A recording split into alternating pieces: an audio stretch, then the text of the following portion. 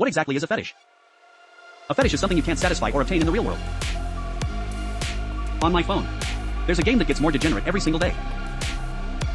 I used to think Jane Doe was the limit, until I laid eyes on Lady Pulchra. Pulchra's fashion style is what the industry calls brutalism. The term brutalism actually originates from architecture. Brutalist architecture is known for its heavy, raw geometric structures, massive volumes, and functionality completely overriding decoration. When this design language translates to fashion, it ditches soft lines for architectural silhouettes. You often see massive concrete blocks cantilevered in mid-air, creating a sense of power that defies gravity. A brutalist suit extends and lifts the shoulders, essentially building a cantilever structure onto the human body. Its core philosophy is honesty, meaning the exposure of the structure. Just as brutalist buildings don't hide pipes or bolts, the fashion style features exposed seams, raw edges, and visible zippers. And ZZZ uses its R16 anime aesthetic to turn this philosophy into the honesty of exhibitionism hidden under a coat. It perfectly bridges the gap between high fashion and the world of ACG. Typically, brutalism uses wide shoulders and a cinched waist to create an inverted triangle visual flow. But Pulchra's bondage and handcuff fetish upgrades that shape. The handcuffs create a visual focus that's even sharper than a cinched waist. It uses the exhibitionism beneath the coat to showcase the vulnerability hidden under her tough exterior. Imagine Lady Pulchra pinning the proxy under her heel, luring your eyes toward the bondage inside her coat, and even making your nose bleed with a stump.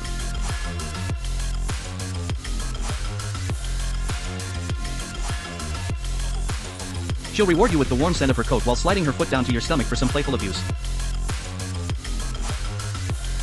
And when the proxy begs for mercy, she'll reward them with some foot play, completing the perfect fetish upgrade. You see, what we call degeneracy is actually just a manifestation of high fashion. ZZZ's fashion is all about being new, unique, and going where no one has dared. Isn't that just a sign of being bored with traditional playstyles? Without those electric gloves, you couldn't highlight Rena's fetish for hand service combined with electric shocks.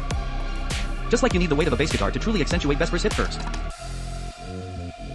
This is the ultimate fusion of fashion design and ACG fetishes.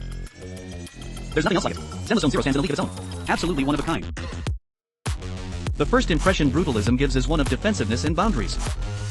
It's like wearing a protective architectural shell. The exaggerated shoulders, heavy fabrics, and stiff silhouettes physically increase the character's presence. Pulchra is setting up boundaries. She doesn't want the proxy getting close, and she certainly doesn't plan on being a people pleaser. But that alone would be too one-dimensional. That's why the handcuffs are there to emphasize restraint and vulnerability. It lets the proxy fantasize about overcoming the self-bound mistress. Plus, her exhibitionist inner layers and combat style create a Chijo vibe that contrasts perfectly with her cold, indifferent exterior. You have three elements, the cold one-isan, the vulnerability of being bound, and the exhibitionist Chijo all blended together. It's all presented to the player through impressionistic visuals and combat. Can anyone else pull this off? Besides Zenless Zone Zero, is there anyone else? The second point of brutalism is the worship of functionality. Even as another anomaly agent, Pulchra doesn't slowly tease you with foreplay like Jane Doe does. She doesn't use Miyabi's coldness or romance as bait for the proxy, she goes straight for the feat satisfying the proxy's needs. If she goes straight for the feat, why isn't she an attack agent? Because attack agents focus on the main act. And while Pulchra is tough, she mainly uses her feet in actual combat. Compared to Erin, who baits proxies, or Evelyn, who fights for her lady, the parts she uses are different. Brutalism symbolizes coldness, but inside is a sense of fragility hidden beneath that extreme indifference.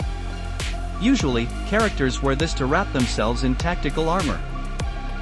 It's to survive in harsh environments, creating a sense of pressure. But Pulchra is different. On one hand, she's waiting for the proxy to lift her coat. But on the other, she has a strong, active desire for exposure.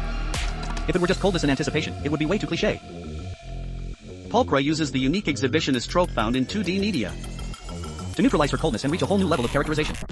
This is something only a game character can pull off. Even light novels and manga can't achieve this level of depth. Besides ZZZ, no other game can do this. It's fashion a realm only ZZZ can reach. The visual language of fashion extends into the story, combat, and the perception of her exhibitionist second form. Aside from ZZZ, nothing else can do this. Brutalism, as a facet of fashion, represents a rebellion against authority, yet its artistic nature builds its own authority, matching her role as a Black Branch inspector. The padded shoulders of a standard suit make men look stronger or give women a sense of male-coded authority. Brutalist shoulders are often so exaggerated they lose all human functionality. Pulchra isn't satisfied with just showing authority, she combines it with restraint, exposure, and fragile temptation. It brings that normally hidden fragility right to the forefront. You see the combination of authority and fragility at a glance. That's the level of ZZZ's design. If you mock Lady Pulchra for having no hands, a proxy might resist the temptation, but then she starts stepping all over you. Gasping for air while seeing the restraints under her coat, when she realizes she's being watched, she uses her feet to pin you down, forcing a cry out of you.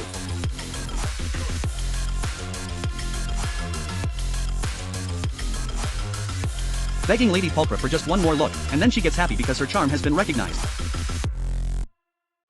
It's a story of rewarding the proxy by letting them see, then sliding her foot from your face down to serve you. Sliding from your cheek to your collarbone, chest, and stomach, all while giving you the trash look and asking if you're excited for her service. Of course you are. Who could say no to a fashionable, tough, fragile, brutalist, restrained, authoritative, exhibitionist, high-heeled, backless, handcuffed black branch mistress? That's about it. If you have any other insights on Pulchra's aesthetic, let me know in the comments. See you guys next time. Bye-bye.